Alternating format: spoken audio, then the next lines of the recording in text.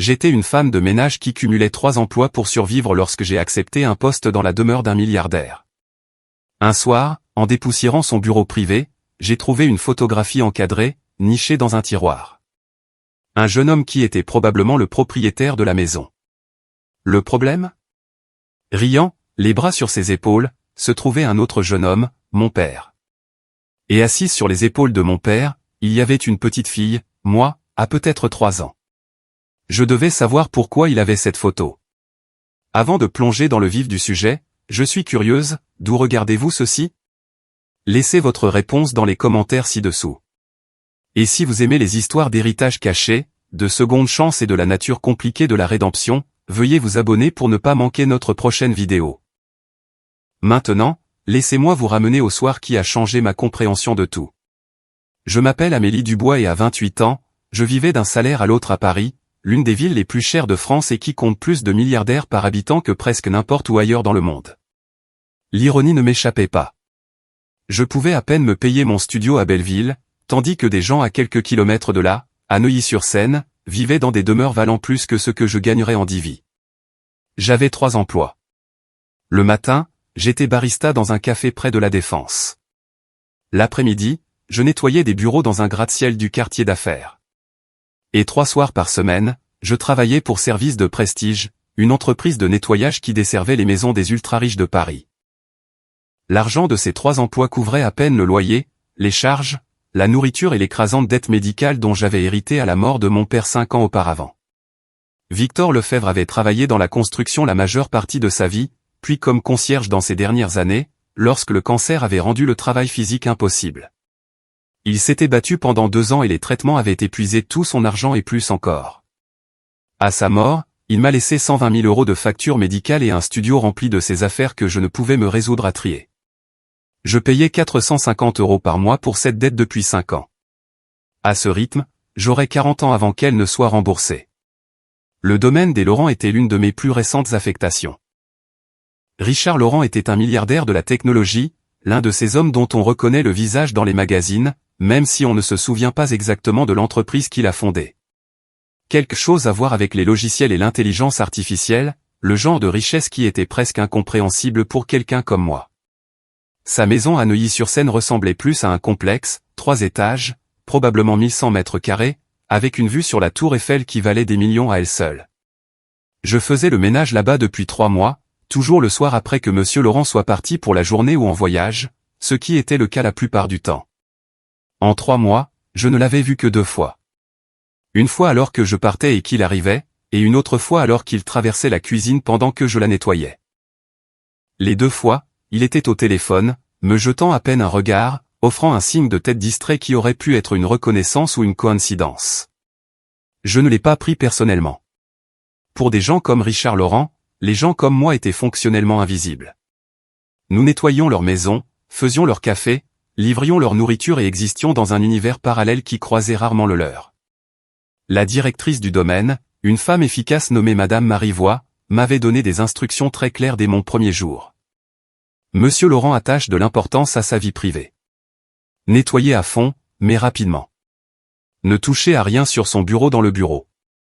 Ne déplacer aucun papier. N'ouvrez aucun tiroir, sauf pour ranger du linge, et ne le dérangez absolument pas s'il est à la maison.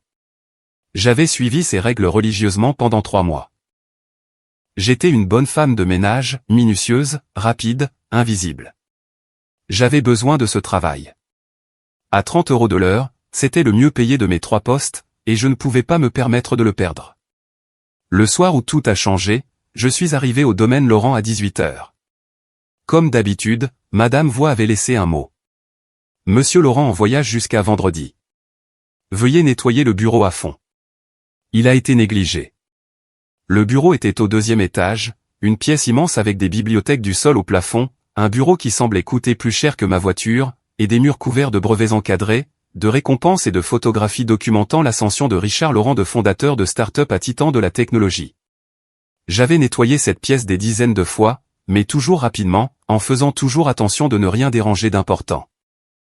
Ce soir, avec la permission de nettoyer à fond, je pouvais être plus minutieuse. J'ai commencé par les bibliothèques, époussetant chaque étagère, sortant les livres pour nettoyer derrière eux. Puis je suis passé au mur, nettoyant soigneusement chaque objet encadré. C'est là que j'ai commencé à remarquer quelque chose d'étrange.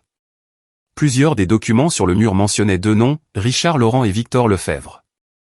Lefebvre, le nom de famille de mon père, mais c'était un nom courant, surtout en Île-de-France. Probablement juste une coïncidence. J'ai continué à nettoyer, passant au bureau massif en acajou. Madame Voix avait dit de ne pas toucher au papier sur le bureau, mais un nettoyage en profondeur signifiait que je pouvais nettoyer les tiroirs, organiser les accessoires de bureau, épousseter sous tout. J'ai ouvert le tiroir supérieur droit pour l'épousseter à l'intérieur, et c'est là que j'ai vu la photographie. Elle était dans un cadre en argent, face visible dans le tiroir, comme si quelqu'un l'avait regardée récemment. La photo montrait deux jeunes hommes, probablement dans la mi-vingtaine, debout devant ce qui ressemblait à un petit bureau ou à un entrepôt. Ils avaient les bras passés sur les épaules l'un de l'autre, tous deux souriant à l'appareil photo avec le genre de joie spontanée qui témoigne d'une profonde amitié. L'un des hommes était clairement un jeune Richard Laurent. Je l'ai reconnu sur les autres photos de la maison, bien qu'il ait l'air beaucoup plus jeune. Ses cheveux étaient encore foncés, son visage pas encore marqué par le poids de la richesse et des responsabilités. L'autre homme était mon père. Je connaissais le visage de mon père comme le mien. J'avais passé les 5 dernières années à regarder les quelques photographies que j'avais de lui, souhaitant en avoir plus, souhaitant avoir pris plus de photos quand il était en vie, au lieu d'être trop occupé, trop distraite, trop convaincu que nous aurions plus de temps. Mais ce n'était pas une des photos que j'avais. C'était nouveau. Et, chose impossible, assise sur les épaules de mon père sur la photo, souriant avec une joie de 3 ans, c'était moi. Je me suis assise lourdement dans le fauteuil de bureau coûteux de Richard Laurent, tenant toujours la photographie encadrée, mes mains tremblant. J'ai regardé à nouveau les documents encadrés sur le mur. Victor Lefebvre. Cela n'avait aucun sens. Mon père avait travaillé dans la construction. Il avait été ouvrier, un honnête travailleur qui n'avait jamais gagné plus de 45 000 € par an de sa vie. Il n'avait jamais mentionné connaître quelqu'un de riche, jamais mentionné travailler dans la technologie, jamais mentionné quelqu'un du nom de Richard Laurent. Et pourtant, voici une preuve indéniable. Mon père et Richard Laurent, clairement des amis proches avec moi en tant que bambin dans ce qui ressemblait au début d'une sorte d'entreprise. J'ai posé soigneusement la photo et j'ai regardé le bureau avec de nouveaux yeux. Les brevets sur le mur. Je me suis approché et je les ai lus plus attentivement. Système et méthode d'architecture informatique distribuée. Inventeur, Richard Laurent et Victor Lefebvre. Déposé en mars 1998. Algorithme d'apprentissage adaptatif pour les réseaux de neurones. Inventeur, Richard Laurent et Victor Lefebvre. Déposé en août 1998. Il y avait 5 brevets au total, tous déposés entre 1997 et 1999, tous mentionnant les deux noms. Mon père avait été un inventeur, un entrepreneur technologique, un co-créateur des innovations qui avait fait de Richard Laurent un milliardaire. Et il est mort fauché, travaillant comme concierge, noyé sous les dettes médicales. J'ai senti quelque chose de froid et de dur s'installer dans ma poitrine. Que s'était-il passé? Pourquoi le nom de mon père figurait-il sur des brevets qui valaient clairement des milliards? Et pourquoi n'avait-il rien eu? J'ai continué à fouiller le bureau, ne me souciant plus des règles de ne rien toucher. Dans la bibliothèque, j'ai trouvé un album photo niché entre des manuels techniques. À l'intérieur, il y avait d'autres photos. Mon père et Richard Laurent dans la vingtaine, construisant clairement quelque chose ensemble. Des photos d'un petit bureau avec une enseigne peinte à la main, Laurent et Lefebvre Technologies, 1998. Laurent et Lefebvre. Mon père avait été un partenaire, un quai fondateur. Pas un employé, pas un ami, un partenaire. J'ai sorti mon téléphone et j'ai commencé à prendre des photos de tout, les brevets, les photographies, l'album. J'avais besoin de preuves. Au bas de l'album, j'ai trouvé une coupure de journal de 2000. La start-up technologique Laurent Technologies entre en bourse. Le fondateur Richard Laurent vaut désormais 450 millions d'euros. Juste Laurent, pas Laurent et Lefebvre. Le nom de mon père avait disparu.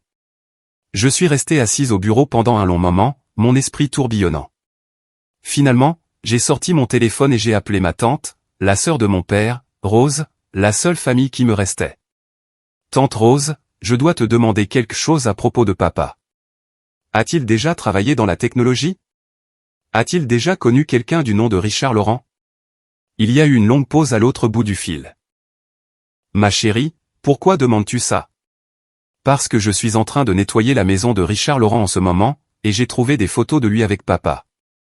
Des brevets avec le nom de papa dessus. Tante, que s'est-il passé? Pourquoi personne ne m'a rien dit? Rose a soupiré, et quand elle a parlé, sa voix était lourde d'une vieille douleur. Ton père m'a fait promettre de ne jamais en parler. Il a dit que c'était du passé. Mais si tu as trouvé des preuves. Ma chérie, ton père et Richard Laurent ont bâti une entreprise ensemble. Ils étaient les meilleurs amis du monde. Et puis Richard l'a trahi de la pire façon possible. L'histoire que Rose m'a racontée cette nuit-là, reconstituée à partir de fragments que mon père avait partagés au fil des ans, était dévastatrice. En 1995, mon père, qui avait été un ingénieur autodidacte brillant, avait rencontré Richard Laurent lors d'une rencontre technologique à Paris. Ils s'étaient immédiatement liés d'amitié autour d'idées communes sur l'informatique et l'intelligence artificielle. Tous deux étaient jeunes, ambitieux et fauchés, et ils ont décidé de construire quelque chose ensemble. Pendant 3 ans, ils ont travaillé 18 heures par jour dans un minuscule bureau loué, vivant de pâtes et de rêves. Ils ont déposé des brevets ensemble. Ils ont construit des prototypes. Ils ont créé une technologie véritablement innovante dans le domaine de l'informatique distribuée et des réseaux de neurones. En 1999, ils avaient quelque chose de précieux. Plusieurs grandes entreprises technologiques étaient intéressées par l'acquisition de leur technologie. Ils étaient sur le point d'entrer en bourse. Ils allaient être riches, à l'abri pour la vie. Et puis la famille de Richard s'en est mêlée. Richard venait d'une famille aisée, pas d'argent de la technologie, mais de la vieille bourgeoisie de Paris. Sa famille avait des avocats, des conseillers, des gens qui comprenaient les affaires d'une manière que mon père, fils d'immigrant, n'avait jamais connue. Ces avocats ont convaincu Richard que mon père était un handicap. Il n'avait pas de grande école de commerce. Il n'était pas raffiné. Il parlait français avec un accent. Il ne ressemblait pas au visage d'une entreprise technologique qui voulait courtiser les investisseurs de la bourse de Paris. En mai 1999, les avocats de Richard ont approché mon père avec une offre de rachat, 45 000 € pour sa participation de 50% dans l'entreprise, tous les brevets et tous les futurs profits. Mon père, qui avait une femme enceinte avec des complications médicales coûteuses, qui avait peur de tout perdre, qui faisait confiance à son meilleur ami, a signé les papiers. L'entreprise est entrée en bourse en novembre 1999. L'introduction en bourse l'a évaluée à 750 millions d'euros.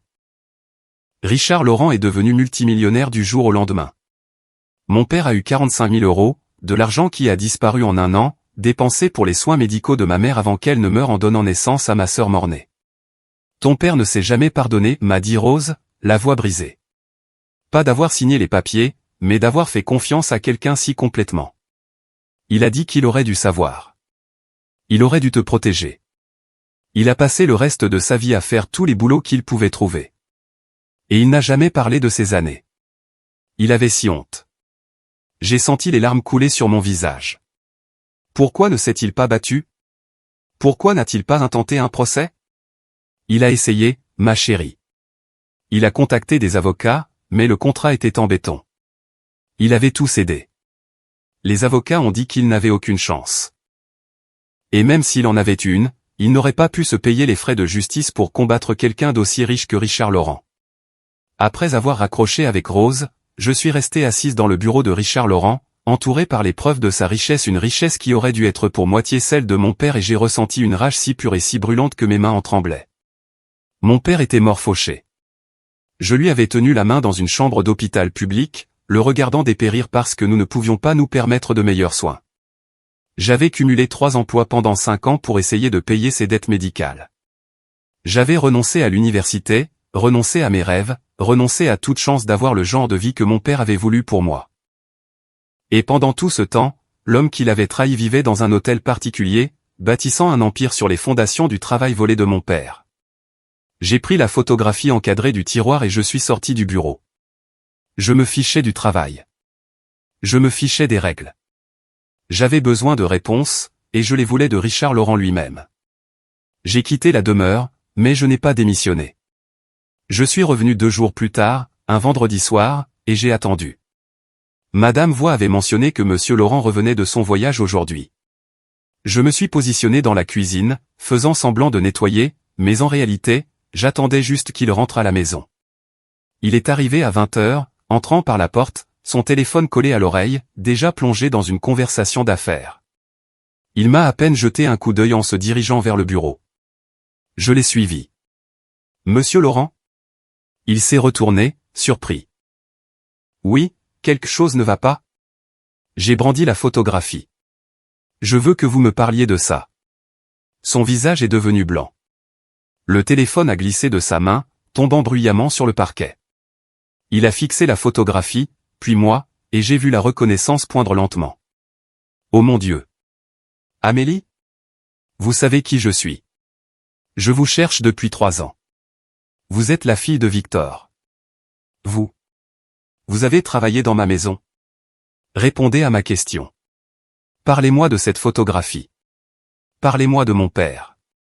Dites-moi pourquoi votre nom est sur une entreprise d'1 milliard d'euros et que mon père est mort fauché. Richard s'assit lourdement sur les escaliers, le visage enfoui dans ses mains. Quand il releva les yeux, il y avait des larmes dans ses yeux. Votre père était mon meilleur ami. Le meilleur ami que j'ai jamais eu. Et je l'ai trahi. J'ai vécu avec cette culpabilité chaque jour pendant 25 ans. Ce n'est pas une réponse. Je veux la vérité. Toute la vérité. Et c'est ainsi que Richard Laurent, milliardaire, m'a tout raconté. Il a confirmé l'histoire de Rose, mais avec des détails dévastateurs supplémentaires. Les avocats l'avaient pressé pendant des semaines. Son propre père avait menacé de le couper financièrement s'il ne protégeait pas l'investissement de la famille en éliminant la responsabilité de l'immigrant. Richard avait résisté au début, mais finalement, usé par la pression et convaincu que ce n'était que des affaires, il avait accepté. Je me suis dit que je réparerais ça plus tard, dit Richard, la voix creuse. Je me suis dit qu'une fois que l'entreprise serait un succès, une fois que l'argent commencerait à rentrer, je retrouverais Victor et lui donnerais sa juste part. Mais à ce moment-là, il avait disparu. Changé de numéro de téléphone, déménagé. J'ai engagé des enquêteurs. Il m'a fallu 15 ans pour le retrouver. Et j'ai envoyé des avocats avec une offre de règlement. 45 millions d'euros, ce que sa participation aurait valu, ajusté équitablement. Il l'a refusé.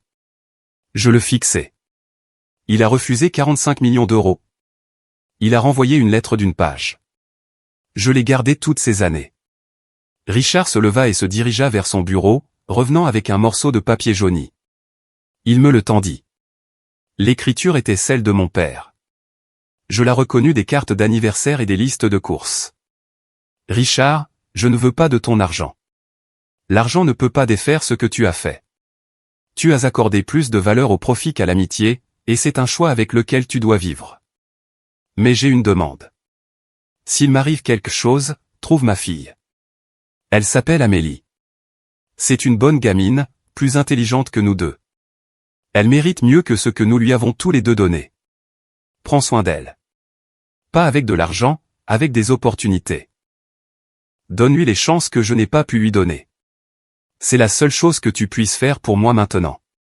Victor. J'ai lu la lettre 3 fois, les larmes brouillant les mots. Quand l'a-t-il envoyée? 2 ans avant sa mort. Je vous cherche depuis que j'ai appris son décès, Amélie. Mais vous aviez changé de nom, utilisant le nom de jeune fille de votre mère au lieu de Lefebvre. Vous aviez déménagé plusieurs fois. Vous n'étiez pas sur les réseaux sociaux. Vous étiez invisible. Je survivais. Je cumulais 3 emplois pour payer la dette médicale qui a tué mon père. La dette qu'il n'aurait pas eue si vous lui aviez donné ce qu'il méritait il y a 25 ans. Je sais. La voix de Richard était à peine un murmure. Amélie, je sais que rien de ce que je dis ne peut défaire ce que j'ai fait, mais j'ai mis de l'argent de côté dans une fiducie pour vous depuis le jour où j'ai reçu la lettre de votre père. Il s'accumule depuis 5 ans. La fiducie détient actuellement 190 millions d'euros. Le chiffre était si grand qu'il en était presque vide de sens. Vous pensez pouvoir acheter le pardon? Non, je sais que je ne peux pas. Il ne s'agit pas de mon pardon. Il s'agit d'honorer votre père. Il a construit cette entreprise autant que moi. Plus, en fait. C'était lui le génie. J'étais juste celui qui avait les relations et la présentation soignées. L'argent aurait toujours dû être le sien. Et maintenant, il est à vous. Je n'en veux pas. Les mots sont sortis avant que j'aie eu le temps d'y réfléchir. Mais dès que je les ai prononcés, j'ai su qu'ils étaient vrais. Mon père a refusé votre argent parce qu'il avait de l'intégrité, parce qu'il comprenait que certaines choses ne s'achètent pas. Je ne vais pas déshonorer sa mémoire en acceptant ce qu'il a rejeté. Richard me regarda avec quelque chose qui ressemblait à du respect. Vous êtes exactement comme lui. Il a dit presque exactement ces mots. Il marqua une pause. Mais Amélie, votre père a aussi dit de vous donner des opportunités. Il ne voulait pas d'argent pour vous. Il voulait que vous ayez la vie qu'il ne pouvait pas vous donner. Prendre cet argent ne signifie pas me pardonner. Cela signifie accepter ce qui vous revient de droit, ce qui aurait dû être à votre père. Je suis resté là, dans le couloir de ce manoir, ce monument à la richesse construit sur le travail volé de mon père, et je me suis senti déchiré entre la rage et le pragmatisme, entre l'honneur et la survie. Si je prends cet argent, dis-je lentement, ce n'est pas pour vous. Ce n'est pas le pardon. Ce n'est pas l'absolution. Vous avez quand même trahi mon père. Vous l'avez quand même laissé mourir fauché. Ça ne change rien. Je sais. Mais le dernier message de mon père était de me donner des opportunités. Alors, je vais prendre l'argent, mais je vais l'utiliser d'une manière qui l'honorait. Pas pour acheter des choses ou vivre dans un manoir. Pour construire quelque chose qui compte. Richard hocha la tête. Que ferez-vous? Je ne sais pas. Je pourrais créer une fondation, quelque chose pour aider les entrepreneurs immigrés. Je vais financer des gens comme mon père, des ingénieurs et des inventeurs brillants qui n'ont pas de relations, de raffinement ou d'accès au capital. Je vais m'assurer qu'ils ne soient pas effacés des entreprises qu'ils construisent. Je vais m'assurer que le nom de mon père signifie quelque chose. Pour la première fois, Richard sourit. Un vrai sourire, pas celui de magazine. Il adorerait ça. Il adorerait vraiment. Il y a encore une chose, dis-je. Je veux que le nom de mon père soit rétabli dans l'histoire de l'entreprise. Chaque brevet, chaque communiqué de presse, chaque document. Laurent Technologies a été construite par Laurent et Lefebvre. Je veux que le monde le sache. Fait. Je vais faire rédiger les documents par mes avocats immédiatement. 6 mois plus tard, je me tenais dans un espace de bureau lumineux et moderne du centre-ville de Paris avec une enseigne au-dessus de la porte, la Fondation Victor Lefebvre. Les murs étaient couverts de photographies, y compris celles que j'avais trouvées dans le tiroir de Richard Laurent, maintenant restaurées et agrandies par un professionnel. Mon père, jeune et plein d'espoir, construisant quelque chose avec son meilleur ami, moi sur ses épaules, souriant avec la joie d'un bambin, inconsciente du chagrin qui allait suivre. La fondation avait déjà financé 15 startups, toutes fondées par des entrepreneurs immigrés à qui on avait dit qu'ils n'étaient pas investissables, qui n'avaient pas les bonnes relations, le bon look ou le bon parcours. Nous leur avons fourni un financement de démarrage, un mentorat et un soutien juridique pour garantir qu'ils conservent la propriété de leurs innovations. Richard Laurent avait tenu parole. Le nom de mon père figurait désormais en bonne place dans l'histoire officielle de Laurent Technologies. Le site web de l'entreprise consacrait une page entière au cofondateur Victor Lefebvre, reconnaissant ses contributions et l'injustice de son effacement. Cela n'a pas changé ce qui s'était passé. Cela n'a pas ramené mon père, mais c'était quelque chose. Richard avait demandé à siéger au conseil d'administration de la fondation. J'avais dit non. Il ne s'agit pas de vous, lui ai-je dit. Il s'agit de s'assurer que ce qui est arrivé à mon père n'arrive à personne d'autre. Il l'avait accepté sans discuter. Je travaillais toujours. Plus 3 emplois, mais je travaillais. J'étais directrice exécutive de la fondation, m'assurant que chaque euro était dépensé pour honorer la mémoire de mon père.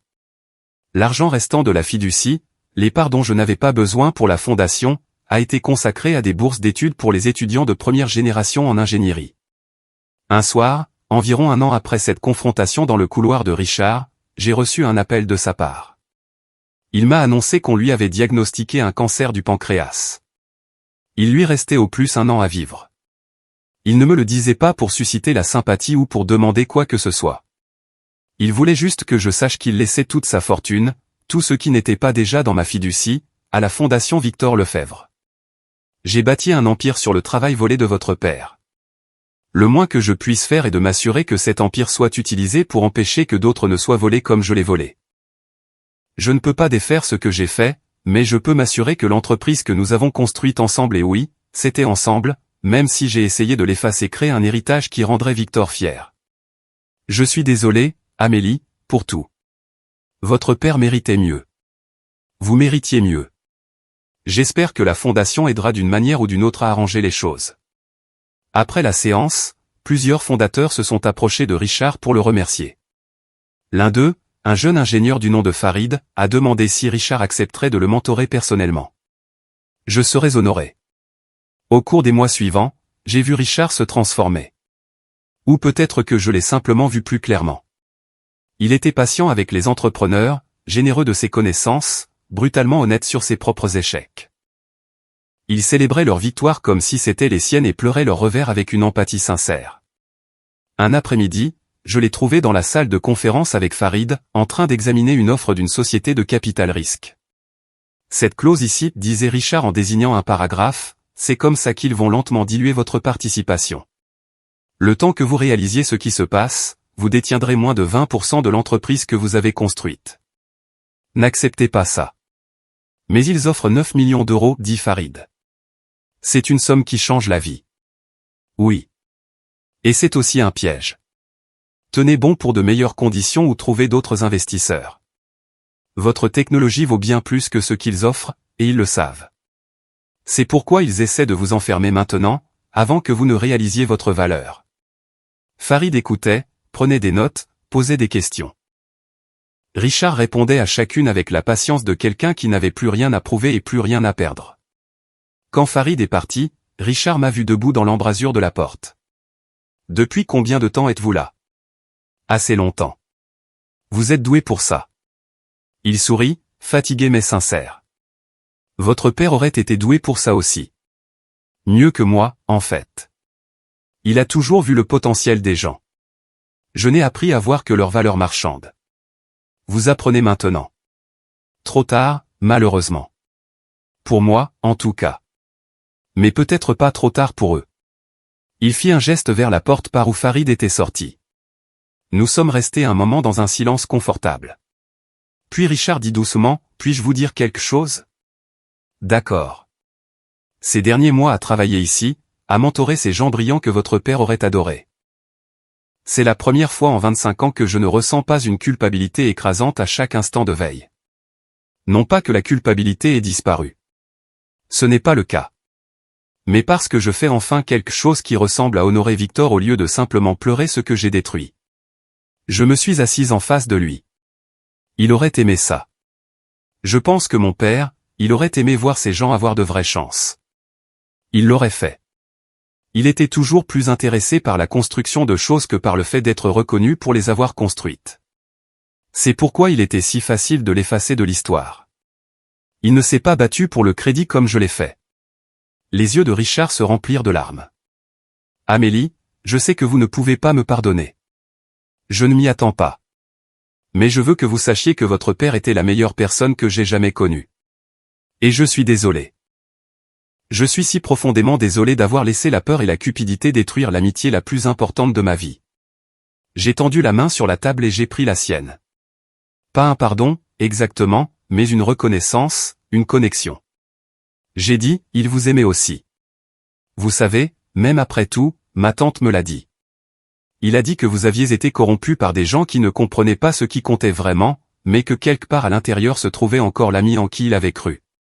Le sang-froid de Richard se brisa complètement. Il pleura de profonds sanglots secouant de chagrin et de regret, et peut-être enfin, le début de quelque chose qui ressemblait à la paix. Richard Laurent est décédé un mardi matin de mars, entouré non pas de sa famille, il n'en avait pas de proches mais de 5 entrepreneurs de la fondation qui avaient insisté pour être là. Farid, qui avait négocié avec succès une offre équitable grâce au mentorat de Richard, Marie, qui avait lancé son application le mois précédent, et Karim, dont l'algorithme d'IA était déjà utilisé par les hôpitaux. Ils lui ont dit merci. Ils lui ont dit que son mentorat avait changé leur vie. Ils lui ont dit que Victor Lefebvre serait fier de ce qu'il avait aidé à construire. Dites à Amélie, murmura Richard, sa voix à peine audible, que j'espère en avoir fait assez. Pas pour le pardon, juste assez pour l'honorer. Vous l'avez fait, lui ai-je dit, en entrant dans la pièce. Je m'étais précipité dès que j'avais reçu l'appel. Vous en avez fait assez, Richard. Vous pouvez vous reposer maintenant. Il sourit, me serra faiblement la main et ferma les yeux. Il est mort 20 minutes plus tard, tenant paisiblement la main de la fille de l'homme qu'il avait trahi, entouré des personnes dont il avait aidé à changer la vie dans ces derniers mois. Lors du service commémoratif de Richard, je n'ai pas parlé de ses milliards, de son entreprise ou de ses réalisations, mais de la rédemption. Richard Laurent a passé 25 ans à vivre avec la culpabilité d'avoir trahi son meilleur ami. Il aurait pu mourir avec cette culpabilité, la laissant définir son héritage. Au lieu de cela, il a passé ces derniers mois à essayer de s'assurer que personne d'autre ne souffrirait ce que mon père a souffert. Il a mentoré des entrepreneurs, partagé ses erreurs et utilisé ses connaissances pour protéger les personnes brillantes que la société néglige souvent. Il ne pouvait pas défaire son passé, mais il pouvait façonner l'avenir, et il l'a fait. Mon père croyait aux secondes chances. Il croyait que les gens pouvaient être meilleurs que leurs pires moments. Richard Laurent a passé sa vie à prouver à mon père qu'il avait tort à son sujet. Mais dans ces derniers mois, il a enfin prouvé à mon père qu'il avait raison. La fondation a continué de croître. La fortune de Richard, combinée à ce qu'il avait déjà mis de côté, nous a permis de nous développer de manière spectaculaire. En 2 ans, nous avions financé plus de 200 entreprises. En 5 ans, nous étions devenus l'un des incubateurs les plus respectés pour les entrepreneurs immigrés du pays. J'ai toujours cette photographie sur mon bureau. Mais maintenant, à côté, il y a une autre photo, Richard dans notre salle de conférence, entouré d'entrepreneurs, en plein rire lors d'une de ses séances de mentorat. Son visage est amaigri par la maladie, mais son expression est sincèrement heureuse. Mon père m'a appris la brillance, le travail acharné et la dignité. Richard, à sa manière tardive, m'a appris la grâce, la rédemption et le courage qu'il faut pour affronter ses échecs honnêtement. Les 2 leçons valaient la peine d'être apprises. Les 2 hommes méritaient qu'on se souvienne d'eux, non pas pour leur moment parfait, mais pour leur moment réel. Qu'avez-vous pensé du cheminement de Richard vers la rédemption et du choix d'Amélie de lui donner une chance de se racheter? Partagez vos réflexions dans les commentaires ci-dessous. Si cette histoire sur les héritages cachés, les secondes chances et la complexité du pardon a touché votre cœur, veuillez cliquer sur le bouton j'aime et vous abonner pour plus d'histoires significatives chaque jour. N'oubliez pas de cliquer sur la cloche de notification pour ne jamais manquer notre prochain conte qui donne à réfléchir. Merci d'avoir regardé et à la prochaine.